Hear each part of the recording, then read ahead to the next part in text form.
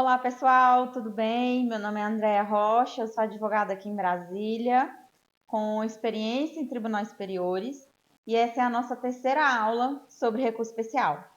Nessa aula, nós vamos abordar os pressupostos específicos de admissibilidade do recurso especial. Até então, nós viemos tratando apenas dos pressupostos genéricos, que também estão adstritos aos demais recursos, mas agora a gente entra em umas nuances um pouco mais específicas da atuação em recurso especial. Essa aula vai ser dividida em duas partes e hoje nós vamos iniciar falando do esgotamento das vias ordinárias. O que nós temos que ter em mente quando se fala de esgotamento das vias ordinárias? O recurso especial, segundo a melhor doutrina, é um recurso de mera revisão. Ele não vai reanalisar fatos, ele não vai rejulgar as provas. A função do STJ é uma função uniformizadora e de controle de legalidade. Em que sentido? Em verificar se os tribunais em todo o país estão obedecendo e aplicando a legislação infraconstitucional como deveriam, com a melhor interpretação. Então, é com isso em mente que nós entendemos o esgotamento das vias ordinárias. Para que essa discussão chegue no STJ ou no Supremo Tribunal Federal, para os casos análogos em que também cabe RE, não precisa haver nenhuma possibilidade de rediscussão da matéria no tribunal de origem. Isso significa dizer o quê? Vou te dar um exemplo. Houve uma decisão monocrática do recurso interposto, agravo de instrumento ou recurso de apelação. O relator deu uma decisão monocrática, de mérito, analisando o caso. Se houver a oposição de embargos de declaração dessa decisão monocrática, sem a devolução da matéria em agravo interno para o colegiado do tribunal reanalisar, não terá ocorrido o esgotamento das vias ordinárias e o recurso especial não será admitido.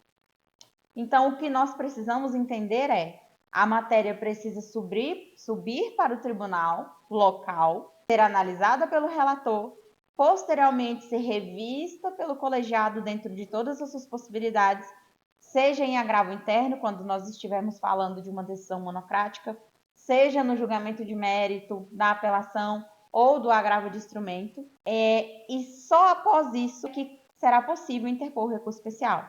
Nesse sentido, nós temos a súmula 281 do STF, que fala que é inadmissível o recurso extraordinário quando couber na justiça de origem recurso ordinário da decisão impugnada.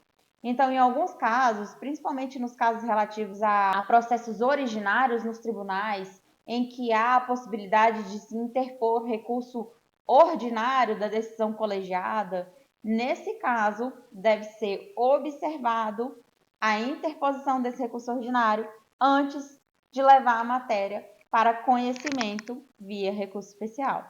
Nesse mesmo sentido, é a súmula 207 do STJ, que fala que é inadmissível o recurso especial quando cabíveis embargos infringentes contra o acórdão proferido no tribunal de origem. Em que pese hoje os embargos infringentes não mais existam, eram previstos não somente no CPC de 73, a ideia da súmula ainda consiste no esgotamento das vias ordinárias. Então, sempre a matéria precisa ser devolvida e analisada pelo colegiado local antes de ser levada ao STJ. Segundo aspecto muito importante relativo aos pressupostos específicos de admissibilidade do RESP é o pré-questionamento. Também um grande objeto, né, de inadmissibilidade é essa questão do pré-questionamento, ainda muito controverso na jurisprudência do STJ, mesmo após o advento do CPC de 2015, mas na prática nós fazemos o possível para que o recurso e a atuação nos tribunais fique o mais redonda possível, reduzindo aí as chances de inadmissibilidade. No que consiste o pré-questionamento? Eu sempre gosto de falar que pré-questionar é questionar previamente. Então, tendo em mente que o recurso especial é um mero recurso de revisão, o Tribunal Superior só vai poder revisar aquilo que só foi decidido, que só foi previamente questionado, que só foi pré-questionado. E quais são as nuances do pré-questionamento? Bem, no primeiro ponto é entender que a mera menção da matéria no recurso de embargo de declaração, de apelação, não é suficiente para constatar o pré-questionamento. Essa é a jurisprudência do STJ e tem-se nesse entendimento, mesmo após o artigo 1025 do CPC, mesmo após já existir a previsão de pré-questionamento ficto, eu sei que todo mundo fica com essa inquietação, mas essa ainda é a jurisprudência do STJ, não que eu concorde, mas a gente tem que dançar a música que está sendo tocada para o recurso ser admitido. Então, a mera menção do artigo de lei no recurso não é suficiente para caracterizar o pré-questionamento. E como é que se caracteriza o pré-questionamento? Bem, o acórdão precisa enfrentar a matéria. De nada adianta nós arguirmos a matéria em recurso, apelação, agravo, ou até mesmo embargo de declaração, e a matéria não ser enfrentada pelo tribunal. Porque aí você não vai ter a análise passível de revisão pelo Tribunal Superior. Nesse ponto, pessoal, entra aquela dica chave de que não adianta a matéria não ser invocada na apelação ou no agravo de instrumento, que são os primeiros recursos que inauguram a segunda instância, e só depois, em embargo de declaração, tentar trazer os dispositivos para pré-questionar. Isso não consiste em pré-questionamento. Lembrando que o acórdão dos embargos de declaração, ele é um acórdão meramente saneador, ele é um acórdão que complementa o acórdão principal.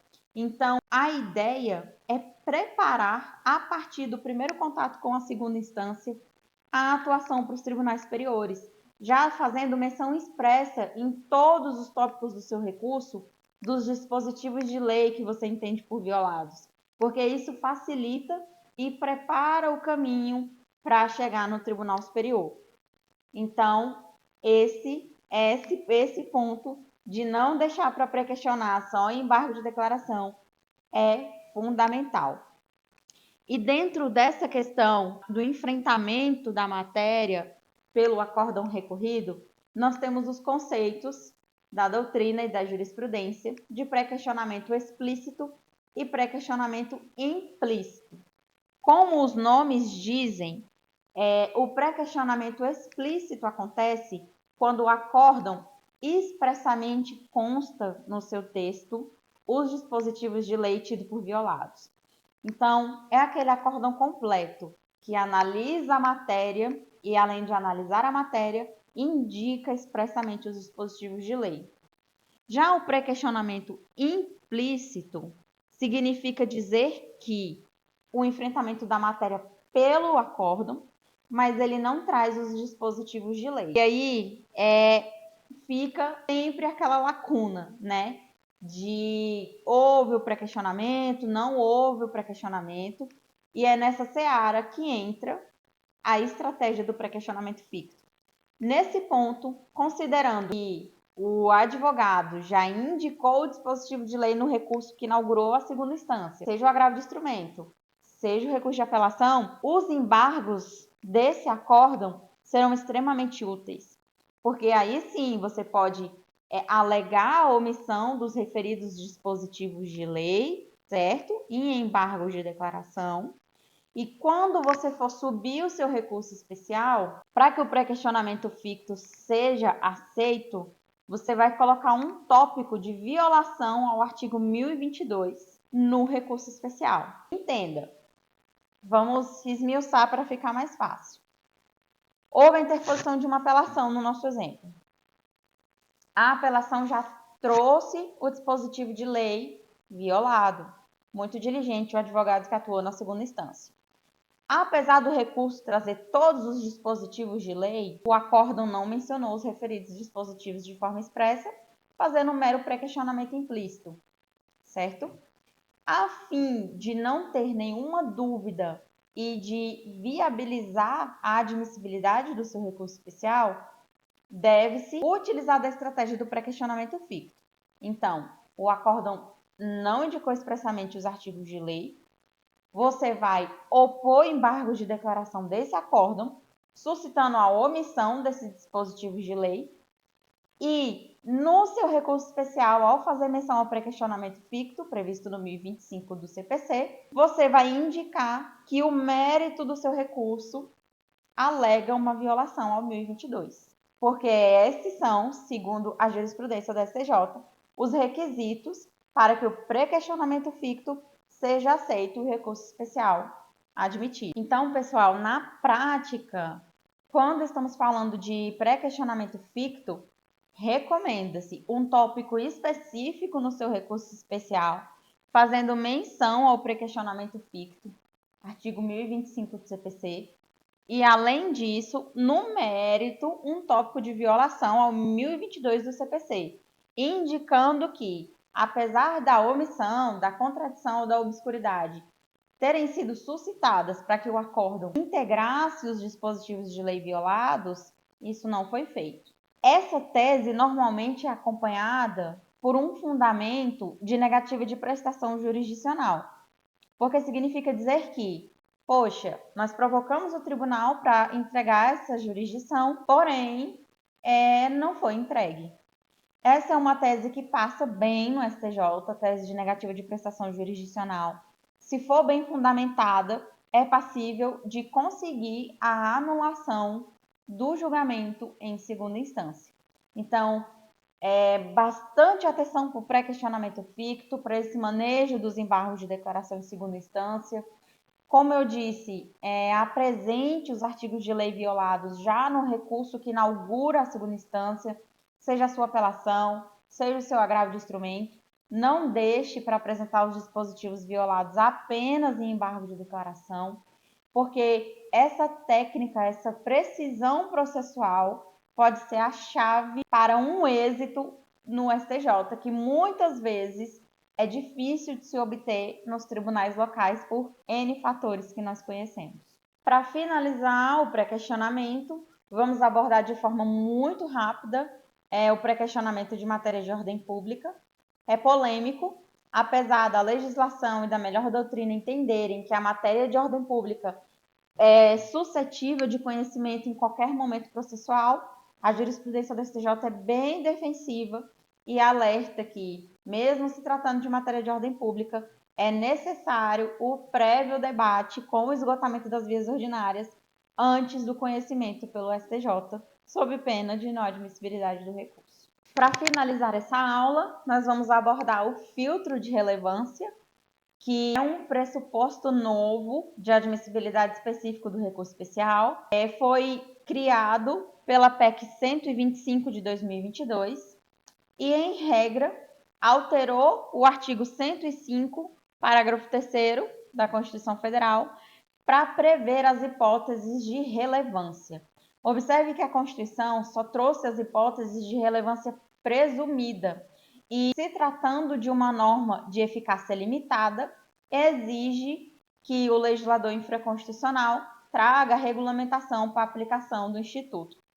Então, apenas de forma genérica, o que o artigo 105, parágrafo 3º da Constituição trouxe como relevância presumida?